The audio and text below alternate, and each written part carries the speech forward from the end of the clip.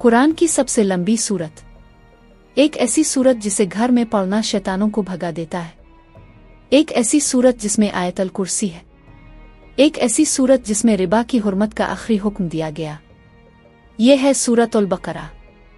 मगर सवाल यह है, यह कब नाजिल हुई, कहाँ नाजिल हुई, क्यों नाजिल हुई, और उसका नाम बकरा क्यों रखा गया?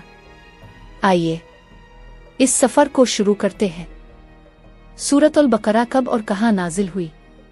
सूरत अल बकरा मदीना में नाजिल हुई। ये हिजरत के बाद नाजिल होने वाली सूरतों में से है, इसलिए इसे मदनी सूरत कहा जाता है। जब रसूल अल्लाह ने मक्का से मदीना हिजरत की तो वहाँ एक नया इस्लामी मुआशरा कायम हो रहा था। यहाँ सिर्फ इबादत का जिक्र नहीं था, यहाँ कानून बनाना था, मुआशरा बनाना था, रियासत बनानी थी। इसीलिए सूरत अल बकरा में नमाज, रोज़ा, ज़कात, हज, निकाह, तलाक, तिजारत, जिहाद, क़िसास, रिबा, सब के अहकाम तफसील से आए। ये सिर्फ रूहानी सूरत नहीं, ये पूरा इस्लामी आइन है। अब हम जानते हैं कि इसकी कितनी आयत हैं। इस सूरत में 286 आयत हैं। यह कुरान की सबसे लंबी सूरत है और उसकी आखिरी 2 आयत इतनी अजीम हैं कि उनके बारे में रसूल अल्लाह ने फरमाया, जो शख्स उन्हें रात में पढ़े इसके लिए ये काफ़ी है। आखिर इस सूरत का नाम बकरा क्यों? बकरा का मतलब है गाय, काव। लेकिन कुरान की सबसे लंबी सूरत का नाम गाय क्यों रखा गया? इसका जवाब एक अजीब वाकया में छुपा है। गाय का वाकया तफसील से समझते हैं। बहुत पुराने ज़माने में मूसा अलैहिस्सलाम की कौम बनी इसराइल थी। उनके दरमियान एक कत्ल हो गया। सब एक दूसरे पर इल्ज़ाम लगा रहे थे। उन्होंने हज़रत मूसा अलैहिस्सलाम से कहा, अल्लाह से दुआ करें कि हमें पता चले कातिल कौन है। अल्लाह ने हुक्म दिया, एक गाय ज़बह करो। बस इतना सादा हुक्म था। लेकिन यहाँ से मसला शुरू हुआ। उन्होंने पूछा, कैसी गाय, उम्र क्या हो, रंग क्या हो? हर बार जब वो सवाल करते, अल्लाह हुक्म को और मखसूस कर देता। आखिरकार उन्हें एक खास गाय मिली, जो ना बहुत बूढ़ी थी ना बहुत जवान, ना काली ना सफ़ेद बल्कि पीली चमकदार, और वो बहुत महंगी थी।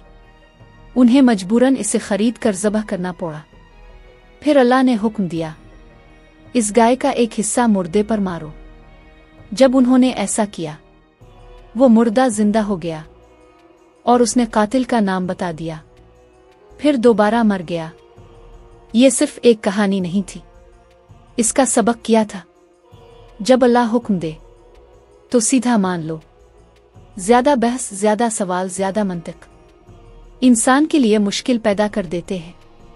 इसी वाकया की वजह से इस सूरत का नाम अल बकरा रखा गया।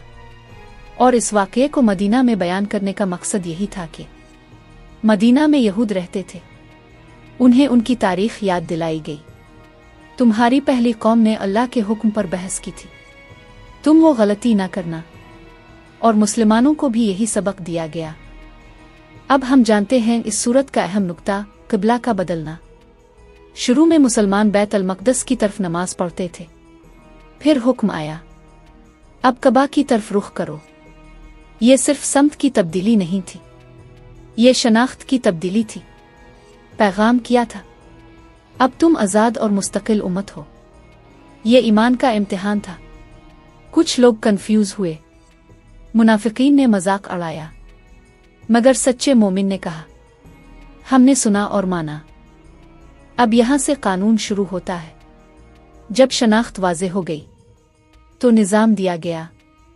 सूरत में अहकाम आते हैं, रोज़ा, रमज़ान का फ़र्ज़ होना, ज़कात, क़िसास, इंसाफ का निज़ाम, निकाह और तलाक, इद्दत, विरासत, तिजारत। हर चीज़ एक तरतीब से बयान की गई है जिसमें इंसान के हर मामले की रहनुमाई मौजूद है। पहले ईमान, फिर तारीख़, फिर शनाख्त, फिर कानून। یہ ایک بہترین اور مکمل نظام ہے جو اشرف المخلوقات کی بہتری اور آسانی کے لیے ہے۔ آیت الکرسی کا نزول۔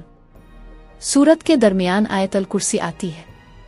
یہ بیان کرتی ہے اللہ کی حکومت، اللہ کا علم، اللہ کی قدرت۔ یہاں یہ واضح کیا جاتا ہے کہ جب قانون دیا جا رہا ہو تو پہلے یہ طے ہو کہ حاکم کون ہے۔ حاکم اللہ ہے۔ دوسرا اہم نکتہ، ربا کی حرمت۔ سورت کے آخر میں اللہ نے ربا، سود کو حرام قرار دیا۔ یہ بہت سخت انداز میں آیا۔ کیونکہ اگر معاشرے کا مالی نظام خراب ہو جائے تو پورا نظام ٹوٹ جاتا ہے۔ اسی لیے اللہ نے فرمایا اگر ربا نہ چھوڑو تو اللہ اور رسول سے جنگ کے لیے تیار ہو جاؤ۔ یہ معاشی اصلاح تھی جو معاشرے اور انسانیت کی بقا کے لیے ضروری ہے۔ آخری دو آیات، رحمت کا پیغام۔ سورت کے آخر میں دعا ہے، اے ہمارے رب، اگر ہم بھول جائیں یا غلطی کریں تو ہمیں نہ پکڑنا۔ یہ بتاتا ہے اسلام کا نظام مضبوط ہے مگر اللہ کی رحمت بہت بڑی ہے۔ اب سوال یہ ہے، کیا ہم اللہ کے حکم پر سیدھا عمل کریں گے؟ بنی اسرائیل کی طرح سوال پر سوال کرتے رہیں گے؟ سورۃ البقرہ ہمیں بتاتی ہے ایمان صرف الفاظ کا نام نہیں، ایمان اطاعت کا نام ہے۔ اللہ ہمیں سمجھنے، عمل کرنے اور اس سورت کو اپنی زندگی کا حصہ بنانے کی توفیق عطا فرمائے، آمین۔ اور ایسی ہی معلوماتی ویڈیوز کے لیے ابھی ہمارے چینل کو سبسکرائب کریں اور اس ویڈیو کو لائک کریں۔